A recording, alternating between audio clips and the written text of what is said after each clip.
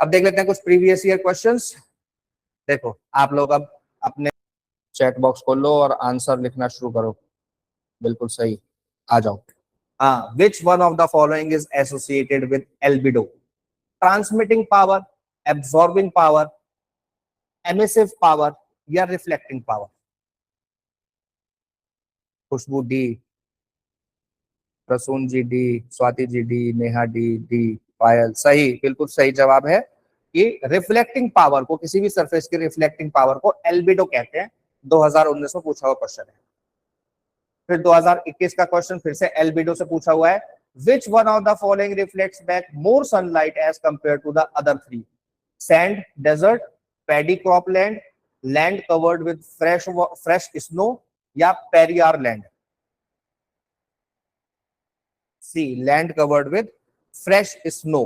Snow white होती है तो वो रिफ्लेक्शन उसका ज्यादा होता है, वो रिफ्लेक्ट ज्यादा करती है। ठीक है, ये आइस को चेंज करके, स्नो को चेंज करके कुछ और भी दे सकता है। तो एक चीज याद रखना, जो चीज ज्यादा व्हाइट है वो ज्यादा रिफ्लेक्ट करेगी। ये लॉजिकली भी आप इसको इन्फर कर सकते हैं। जैसे आजकल छत पे लोग वो लगा रहे हैं ना, व्हाइट कलर का पेंट लगा रहे हैं जिससे कि रिफ्लेक्ट बैक हो जाए और नीचे गर्मी कम आए, है ना? तो वो भी पूछ सकते हैं कुछ भी, किसी भी तरीके से। Agenda 21 of Rio 1992 is related to? Agenda 22 किससे रिलेटेड है? Sustainable development, polluter pay principle, environmental education या preservation of ozone layer? C, Khushboo कह रही है सी, प्रसून जी कह रहे हैं सी, सस्टेनेबल डेवलपमेंट। एजेंडा 21 याद रखेंगे सस्टेनेबल डेवलपमेंट से रिलेटेड है। और एजेंडा 21 में चार चार एग्रीमेंट किए गए थे। How many agreements are there in agenda 21? Four agreements और सस्टेनेबल डेवलपमेंट। ऊपर मैंने शायद ये पॉइंट मिस कर दिया था, इसलिए ज्यादातर लोग हाँ जवाब आ रहे हैं अब। ठीक है, इसका ए है, उसका सी है। ठीक है, ठीक है, वेरी गुड। Sustainable development. अब देखो एजेंडा 21 से ये क्वेश्चन एक और आया हुआ है, 2025 का, लास्ट ईयर का है। Sustainable development should take place without damaging the environment and development in the present time should not compromise with the need of the future generation. क्या ये स्टेटमेंट सही है या गलत है? True. Agenda 21 was signed by world leaders in 1995। क्या ये सही है या गलत है?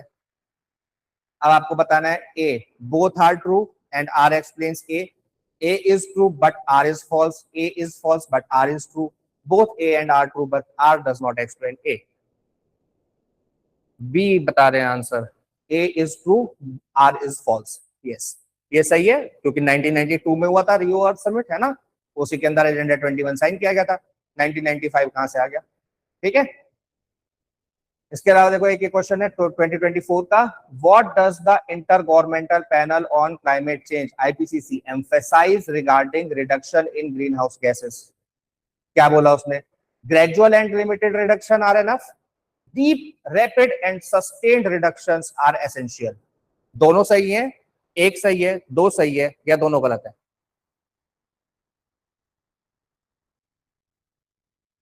B, only one, only one is true. सही जवाब है, ओनली वन इज ट्रू।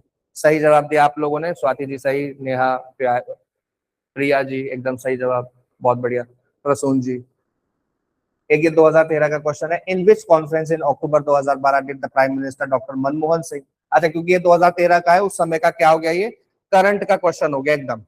2012 से क्वेश्चन पूछा है 2013 में। ठीक है, in which conference in 2000 October 2012 did the Prime Minister Dr. Manmohan Singh announce the Hyderabad pledge to spend $5 crore?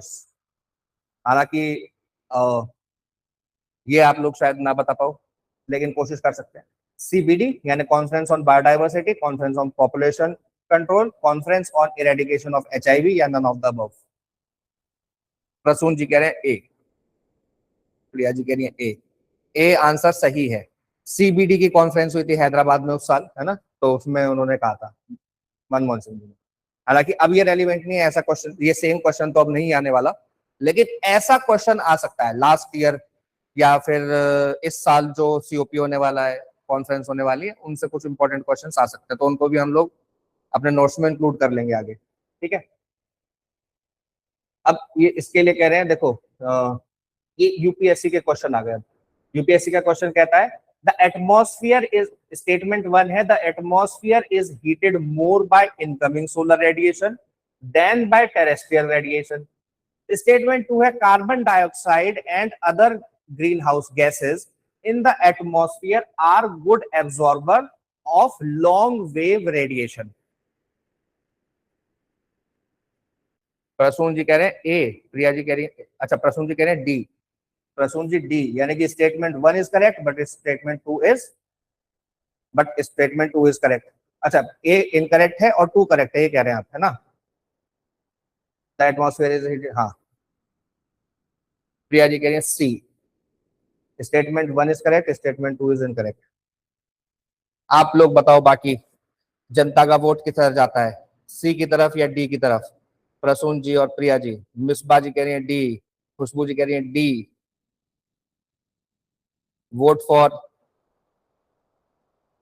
कोई तो वोट कर दो प्रिया जी के लिए, सब डी कह रहे हैं। सही जवाब है डी, ठीक है ना? देखो क्या नाम है आपका, खुशबू नहीं, क्या नाम है, प्रिया जी। प्रिया जी देख लीजिए, the atmosphere is heated more by incoming solar radiation. Incoming solar radiation से एटमॉस्फेयर हीट नहीं होता, क्योंकि मैंने बताया था ना कि जो इनकमिंग रेज हैं, सन की जो इनकमिंग रेज हैं, शॉर्ट रेज, उनको तो वो एब्जॉर्ब भी नहीं कर पाती ग्रीन हाउस गैसेज। तो एटमॉस्फेयर गर्म नहीं होता, अर्थ सरफेस गर्म होता है। बाद में वो रेडिएशन जब वापस भेजता है टेरेस्ट्रियल रेडिएशन के तौर पे, वो लॉन्ग वेव्स होती हैं, उनको ये कैप्चर कर लेते हैं, जीएचजी, ग्रीन हाउस गैसेस। तो जो अर्थ की टेरेस्ट्रियल रेडिएशन है उससे गर्म होती है, तो टेरेस्ट्रियल रेडिएशन से ज्यादा गर्म होता है एटमॉस्फेयर, सोलर रेडिएशन से कम गर्म होता है। ठीक है, याद रखेंगे, इंपॉर्टेंट है। और दूसरा वाला गलत है, carbon dioxide are and other GHGs in atmosphere are good absorber of long wave radiation. Sorry, दूसरा वाला सही है, पहला वाला गलत है ना? ये क्या कह रहा है, the atmosphere is heated more by incoming solar radiation. तो इनकमिंग सोलर रेडिएशन से कम गर्म होगा, यही मैंने बोला ना, टेरेस्ट्रियल रेडिएशन से ज्यादा गर्म होगा। ठीक है ना, यही हमने शुरू में भी पढ़ा था। तो पहला वाला स्टेटमेंट गलत हो गया, दूसरा वाला स्टेटमेंट सही है, तो डी आंसर सही है। Statement 1 is incorrect but statement 2 is correct. ठीक है, ठीक है, ठीक है प्रिया जी, समझ में आई है? डाउट तो नहीं है कोई? मतलब मैंने समझाने में थोड़ा सा बीच में गड़बड़ कर दी, लेकिन आई होप आप लोगों को समझ में आ गया होगा ये वाला।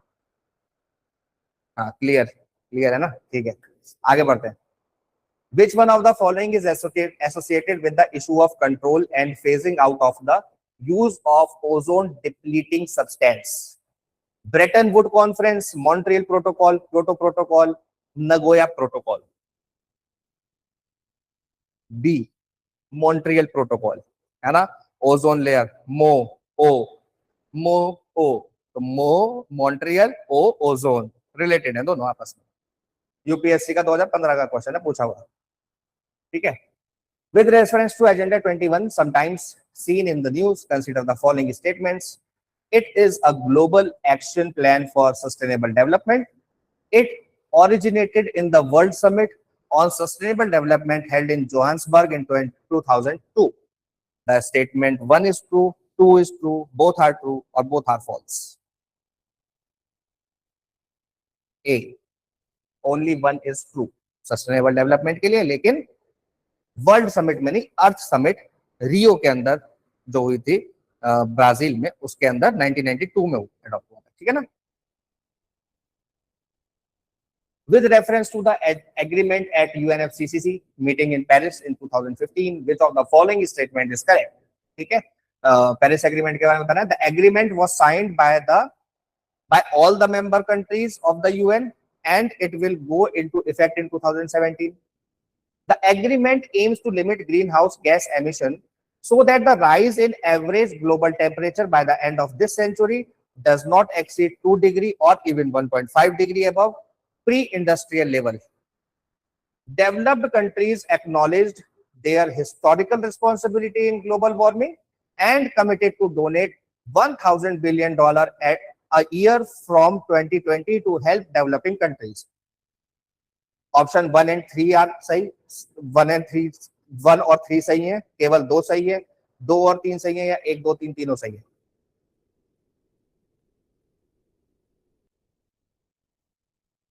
नेहा जी कह रही है ए। अच्छा, ये पिछले वाले का है क्या? बी, प्रसून जी कह रहे हैं बी, ओनली 2 इज करेक्ट। खुशबू जी भी कह रही है बी, है ना, बी आंसर सही है। ठीक है, बी आंसर एकदम सही है। ठीक है, क्योंकि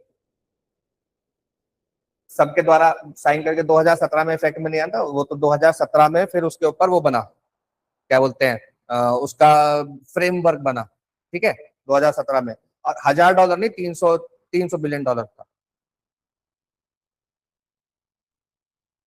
The term intended nationally determined contribution is sometimes seen in news in the context of, हालांकि 2016 का क्वेश्चन है, pledges made by European countries to rehabilitate refugees, plan of action outlined by countries to combat climate change, capital contribution by member countries in AIIB, या plan of action regarding sustainable development goals। Prasoon ji कह रहे हैं B, खुशबू जी कह रही हैं B, plan of action outline by countries to combat climate change. The answer is correct, एकदम सही answer है। क्लाइमेट चेंज से लड़ने के लिए ही एनडीसीज लाए गए ना पेरिस एग्रीमेंट के अंदर। पेरिस एग्रीमेंट के अंदर ये कहा गया कि भाई तुम सारे कंट्रीज अपने आप बताओ कि इस 1.5 डिग्री और 2 डिग्री टेम्परेचर तक रोकने के लिए क्या करोगे। तो नेशनली डिटरमाइंड कॉन्ट्रीब्यूशंस हैं, इसको बोलते हैं इंटेंडेड नेशनली डिटरमाइंड कॉन्ट्रीब्यूशंस भी बोल देते हैं, आईएनडीसी भी बोलते हैं, एनडीसी भी बोल देते हैं। ठीक है, तो याद रखना, इंपॉर्टेंट है। फिर ये मैंने कुछ क्वेश्चंस आप लोगों के प्रैक्टिस के लिए निकाले हैं, लगभग 10-15 क्वेश्चंस हैं। ये आप लोगों को आज जो पीडीएफ मिलेगी उसके अंदर आप लोगों को प्रैक्टिस करनी है, और जो क्वेश्चन आप लोगों को मुश्किल लगे या लगे कि डाउट है तो उसको आप लोग पूछ सकते हैं क्लास में।